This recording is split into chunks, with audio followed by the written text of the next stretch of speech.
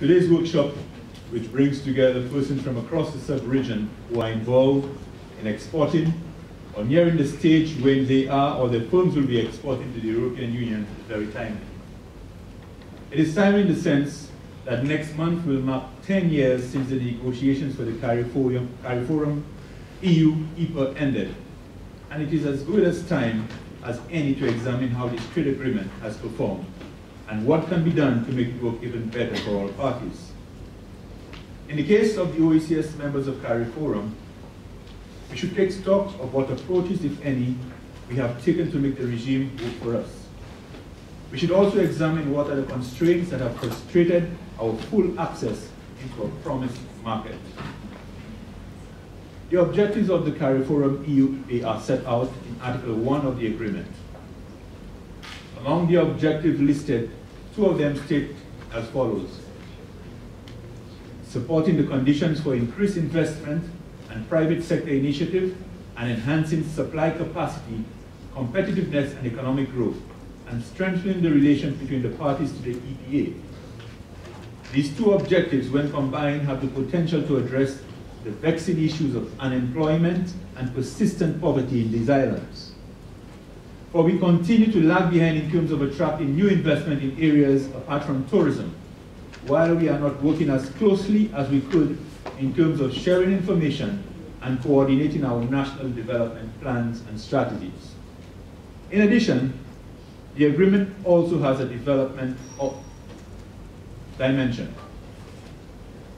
Development cooperation is supposed to take both financial and non-financial forms, and Article 8 of the agreement lists the priorities, including diversifying CARIFORUM export of goods and services through new investment and the development of new sectors.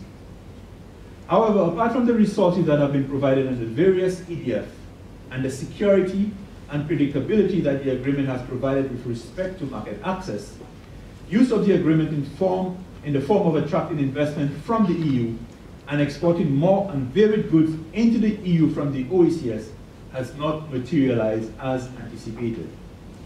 The range of exports from the OECS has remained broadly the same. Access to most EU markets for our service providers seeking to provide service on short-term contracts has proven challenging. Conditions in terms of varied visa requirements in individual member EU countries and local domestic regulations have made entry into a number of EU countries near impossible. There is therefore a significant gap between what is promised under the agreement and what has materialized. There is, however, need for the OECS countries to approach their engagement with the EU in a more strategic manner. Perhaps enough has not gone into building relationships and investing the requisite time in approaching the overseas territories that are part of the EU.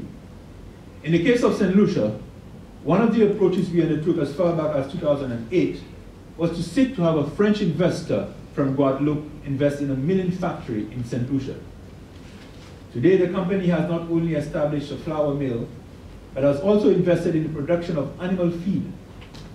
The flour mill is a major input in the bakery sector, positioning St. Lucian bakers to provide a wider assortment of bakery products to the domestic market and the tourism sector. The investment, especially in the production of animal feed, paves the way for the development of the livestock sector, especially the pork and poultry subsectors. This investment will over time lead to an increased local production of these sources of protein, create employment, especially in the rural economy, reduce the food import bill, increase food security, and eventually become a source of new export capacity for St. Lucia. We must therefore identify the critical problems that we wish to solve in our sub-region and pursue investment that will help transform the economies of the sub-region. The EPA must be used as a catalyst to cause greater production and integration within the sub-region and to drive value addition. Given our small size in terms of land mass and population, there is need for greater economic planning at the OECS level.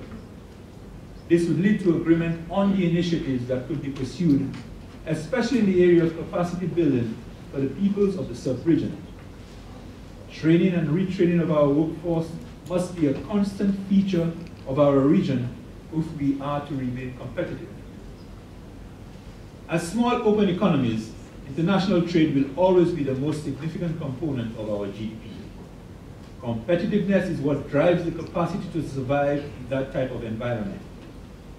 Finding ways to export more of our goods and services must be top of our agenda.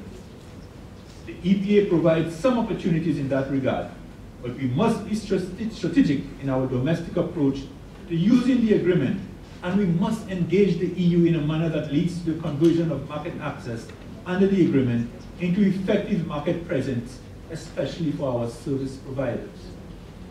Today's workshop provides the opportunity to gain greater insight into how to access the EU market.